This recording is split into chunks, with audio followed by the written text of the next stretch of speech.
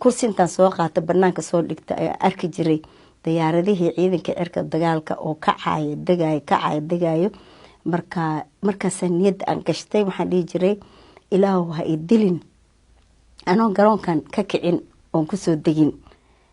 taariikhdeeda waxa weeye waxaan ku dhashay magaalada Buulaburte gobolka Hiiraan. kadibna waxa way dugsigayga hoose halkaasaan kusoo qaatay. aabbahay naxariis janna allaha siiyey booliisku ahaa waxaana loo bedelay baydhabaan dugsigii dhexe kusoo dhamaystay. kadibna maadaama baydhabo inaan high school lahayn xamar baan usoo wareegay oo dugsigii raagowgaas la dhahaya baan ka baxay.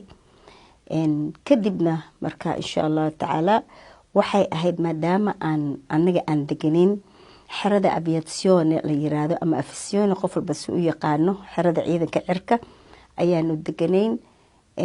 gurigeenana marka ranwaygu u xigay waxaan arki jiray subaxii salaadii markaan wax akhrisanayo maadaama maskaxda ay fresh tahay hadaan history camal aad maskaxda ku qabanayso kursi intaan soo qaata banaanka soo dhigta ayaa arki jiray diyaaradihii ciidanka cirka dagaalka oo kacaya degayo markaasa niyad aan gashtay waxaan dhihi jiray ilaahu ha i dilin anoo garoonkan ka kicin oon kusoo degin.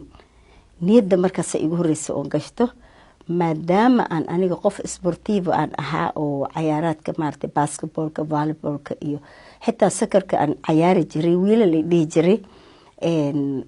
taasna runtii way caawisay maadaama aan niyeystayna marka waxaan gabdho aanan hore u haysanin yaan go-aansaday. walaashay baa Caasha Xasan Cabaade yaa waxay ahayd first secretary of Somali president naxariis janna allaha siiyey madaxweynaheeni Maxamed Siyaad Barre yaan weydiistay su-aashaas oon iri waxaan rabaa inaan maaragtay intaanan u tegin isaga walaashii baan u soo bandhigay aan iri walaal waxaan rabaa inaan duuliye noqdo iigee madaxweynaha.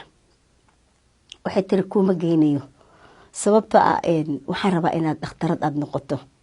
marka waxaan iri walaalay dhakhtarnimo waqtigaan rabaan baran karaa laakiin hadda niyad waxaan u hayaa inaan ciidanka galo oo diyaarahaas barto walaal iigee waa iga diiday.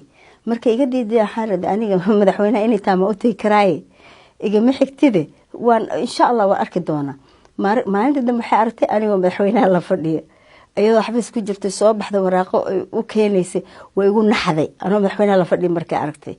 markaas way ka cartay waan u sii sheegay inay ii diidan tahay walaashii. markaas yiri Caasha kaalay soo ma ogid caruurta markay wax ay jecel yihiin in ay bartaan in lagu encourage gareeyo lagu geesi geliyo oo lagu garab qabto waxayna rabin laguma khasbi karo inay bartaan.